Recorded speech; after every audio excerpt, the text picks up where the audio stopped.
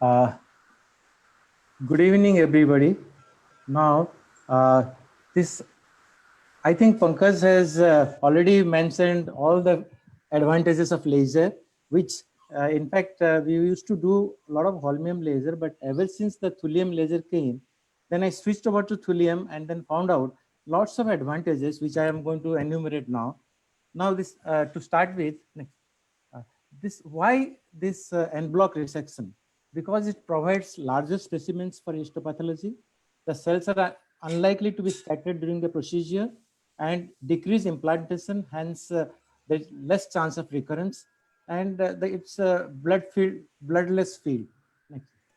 Then advantages again, these are indications are non-muscle invasive bladder, as you know, and though even in muscle invasive bladder tumor, in special cases where patient is unfit for radical cystectomy or intractable bleeding, we can still try this method, and that diagnosis and complete removal from the base.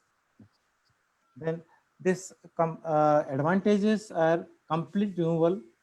Then presence of detrusor is, as Pankaj mentioned, is almost 96 to 100%.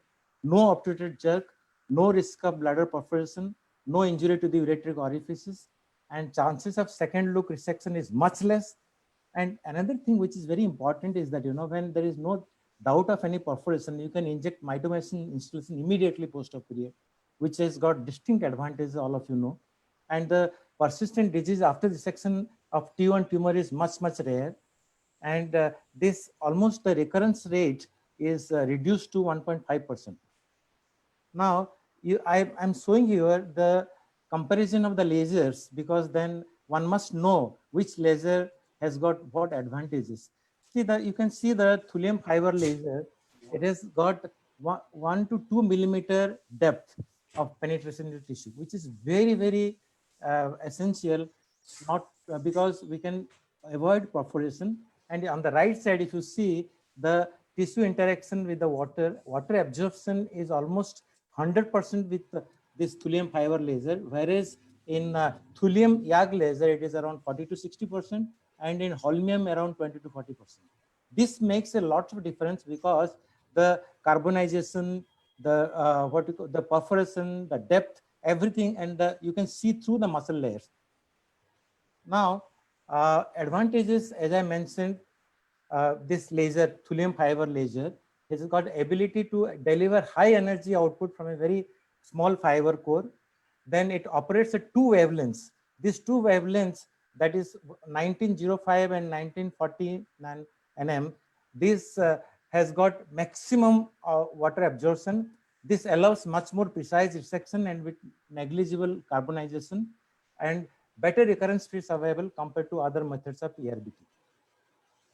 So now, to come to the advantages again, I have already mentioned precise evaluation of lamina propria and muscular propria invasion. I'll show you in the video again.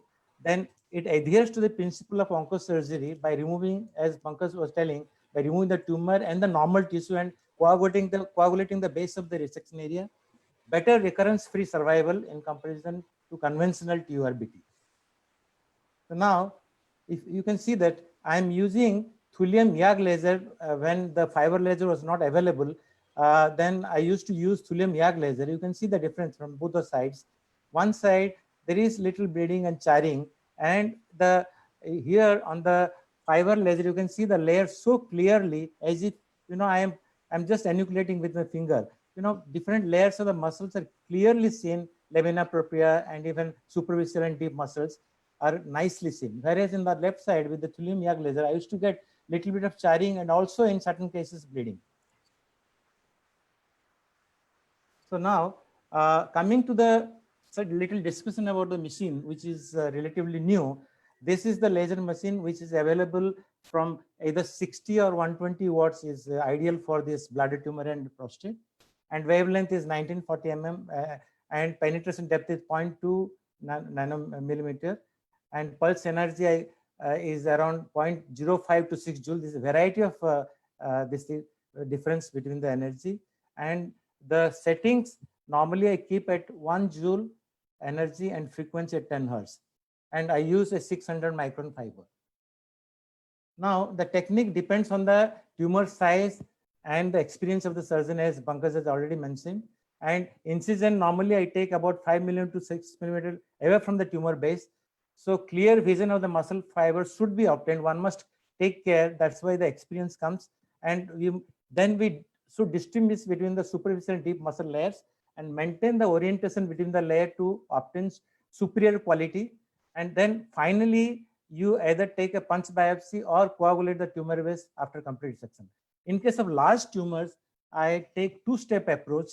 First, I enucleate and then morcellate, either morcellate or cut with the endoscissors, or in certain cases, the floating mass I cut with the laser into smaller pieces. So now, this is the setting which I am showing. This 1 Hz and 1 joule and about 10 Hz, and this is pulse rate I kept at shots. Next.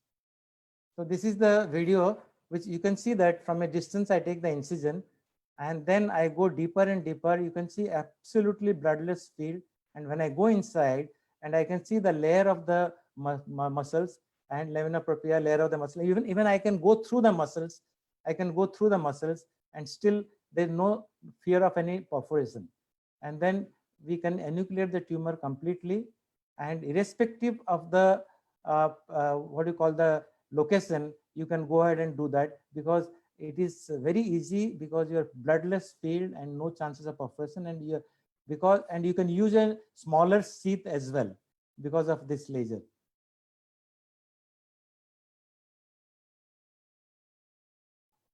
You can see now this I can go through the muscle and it is getting enucleated. Then this certain times when there is sessile growth, you can resect, and also the base you can fulgurate, or you can take punch biopsies, and the tumor which is there at the lateral wall and towards the dome, still it is easier. We go through the line and then make an incision, go around all around, and then completely resect the tumor and then fulgurate the base. See here also you can see this is a sessile tumor. I can go to the depth very well without any fear. You can see the muscle. I have gone through the muscle, but there is no perforation. And when the tumor, see, you can see the base very well, and you can inject a mitomycin C. And multiple tumors in the bladder, what I do, I go which is the one which is easier first, than the difficult ones later on, and then we can enucleate completely without charring and without leaving any tissue.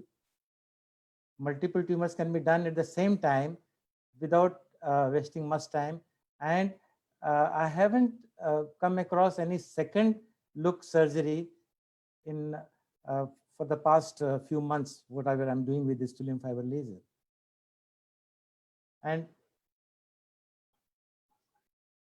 then this again, I'm going through the muscle.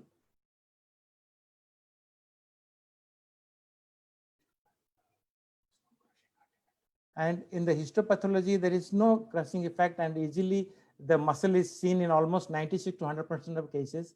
And when the tumor is at the ureteric orifice, still you can enucleate. You can see that very well without any bleeding. The best part is that there is no bleeding at all. The bleeding at all, and also there is no charring. Completely bloodless field, completely. Next. So now, when I view the literatures, then there is almost 895 patients with 11,091 lesions, 44% complications. Grade 3 complication is only 1%. Muscle seen in almost 96%. And then recurrence rate with TFL is very less, almost less than 9%. Most recurrence occur outside the primary sites, and overall recurrence after 20 months is around 23%. Thank you very much.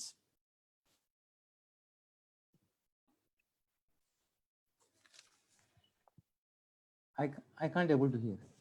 Hey.